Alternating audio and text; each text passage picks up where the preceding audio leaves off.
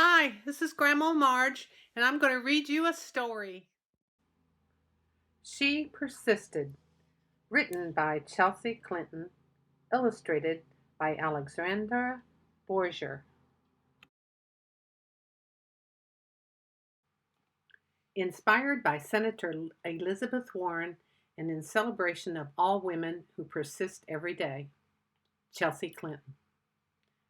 To some heroines of mine, Coretta Scott King, Sophie Scholl, and my mother, Berta Boiger. Alexandra Boiger. Sometimes being a girl isn't easy. At some point, someone probably will tell you no, will tell you to be quiet, or may even tell you your dreams are impossible. Don't listen to them. These 13 American women certainly did not take no for an answer. They persisted.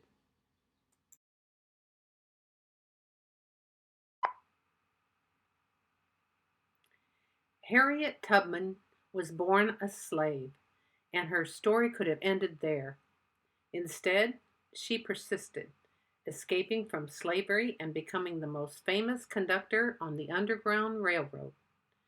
She risked her life many times to lead countless slaves to freedom, including her family, friends, and strangers. Every person she led to freedom arrived safely. She said, "I should fight for my liberty as long as my strength lasted." Once Helen Keller became blind and deaf as a toddler, few people thought she'd be able to learn to read, write, or speak. But she persisted. Helen learned how to do all three and not only became the first person with deaf blindness to graduate from college, but she used her story to help fight for many opportunities for people with disabilities in the United States and around the world. She said, "One can never consent to creep when one feels an impulse to soar." After her family fled poverty and the threat of violence in Ukraine for a new home in New York City, Clara Lemlich got a job working at a garment factory.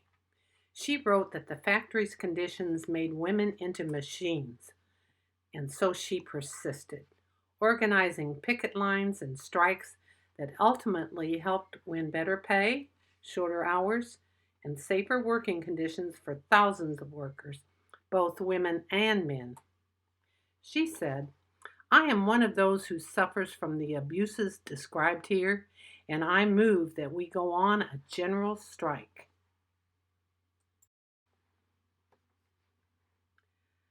Nellie Bly became a reporter in part because a male writer had said that working women were a monstrosity, and she wanted to prove that women could do anything.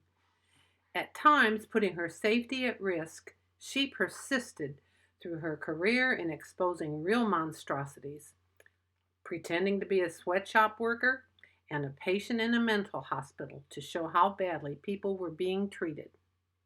She said, "I have never written a word that did not come from my heart. I never shall."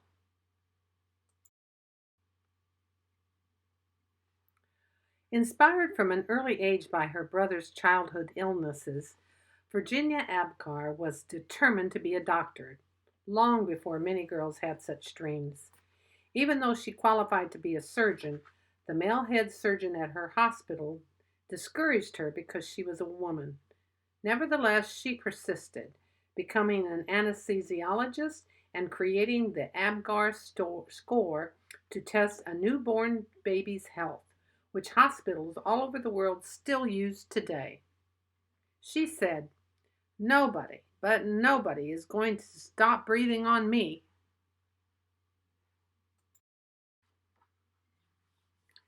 After Maria Tallchief's family moved to California, partly to support Maria's dreams of becoming a dancer, she was teased by students in her school for her Native American heritage and later was encouraged to change her last name to something that sounded Russian, since many professional dancers at the time were from Russia.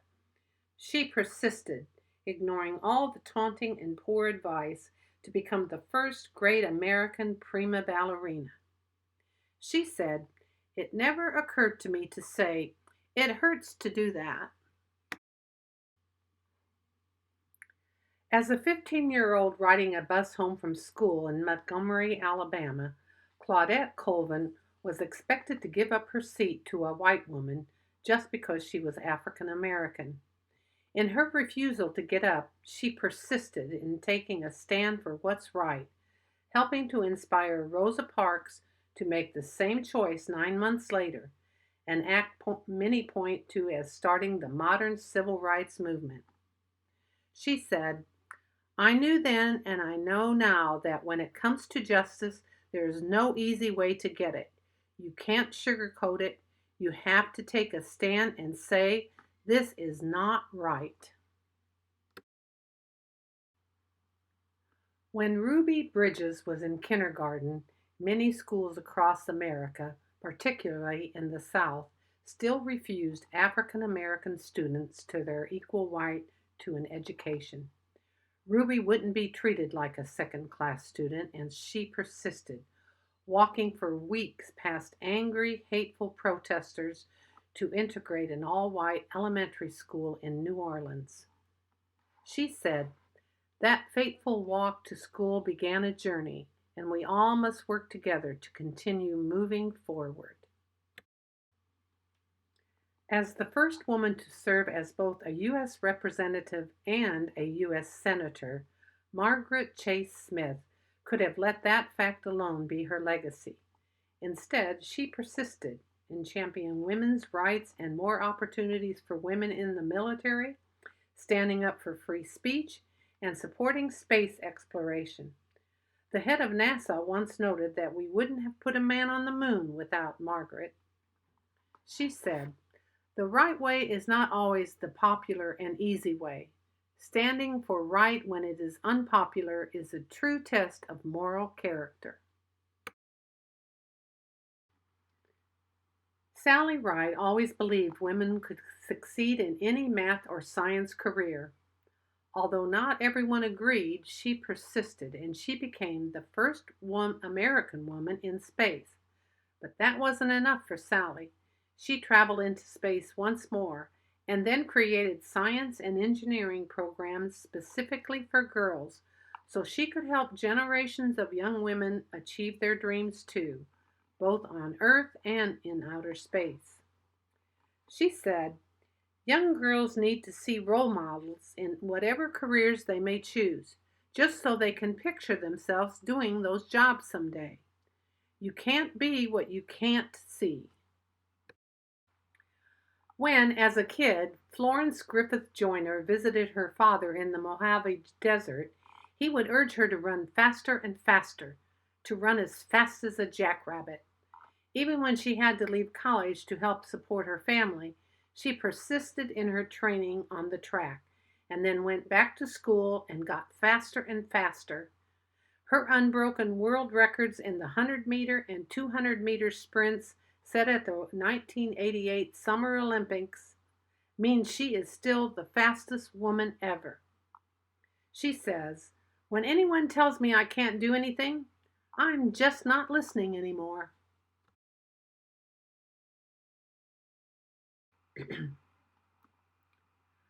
Oprah Winfrey's grandmother expected Oprah to follow in her footsteps and become a maid. Oprah knew, even as a little girl, that her dreams would take her somewhere else.